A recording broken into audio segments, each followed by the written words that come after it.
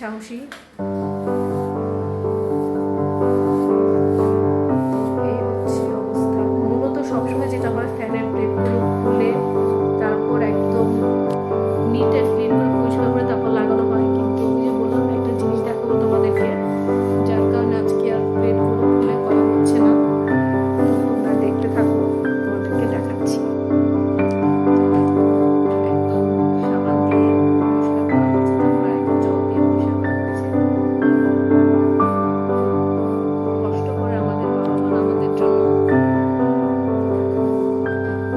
এটা মা একটু দিবেন, তোমাদেরকে আমি দেখাচ্ছি।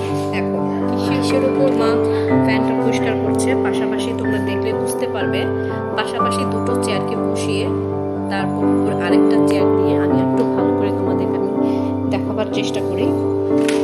দেখো পাশাপাশি দুটো চেয়ারকে এভাবে বসিয়ে এটার উপর আরেকটা চেয়ারকে দিয়ে তারপর উঠে এই ফ্যানটা পরিষ্কার করছে। সেজন্য তোমাদেরকে দেখালাম। আমাদের একটা টেবিল ছিল, এটা বহু বছরের পুরনো, প্রায় 20 বছর তো হবেই।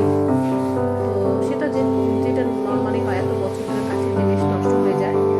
তো তাই যতক্ষণ না বা যতদিন না পর্যন্ত আরেকটা টেবিল বা একটা হয় না যে স্টিলের যে সিঁড়িগুলো, সিঁড়ি টাইপের যেগুলো মানুষ ফ্যান উপরে থেকে উঠানো করে, সেটা না হচ্ছে ততদিন পর্যন্ত কিছু সম্ভব হচ্ছে না। তো দেখো এটা আমাদের ড্রয়িং রুমের ফ্যান দুটো, তোমাদেরকে আমি একসাথে দেখাচ্ছি। তো এই দুটো ক্লিন করা হয়েছে। এটা একটা বেডরুম, ঠাকুর ঘর, এটাতে একটা ফ্যান। এটা হচ্ছে আরেকটা বেডরুম। এই ছবিটা দেখতে পাচ্ছ, আমার ঠাকুরদা, বাবার বাবা। এখানে দুটো ফ্যান, এই 5টে ফ্যান। এটা হচ্ছে ডাইনিং স্পেস, এটা 6 নম্বর। এটা এখন ক্লিন করবে আজকে, ছোট কাজ করবো আজকে। মা ঘর ছাড়া হলো, মা আজকে ফার্নিচার পরিষ্কার করছে, ফ্যান হচ্ছে। আমি মার সাথে সাথে টুকটাক কিছু হেল্প করার চেষ্টা করছি। আজকে ভিডিও বেশি লেন্থি করবো না, দেখাবার চেষ্টা করলাম। শুধু এই ফ্যানটাই বাকি। তো দেখো এটা হচ্ছে 6 নাম্বার।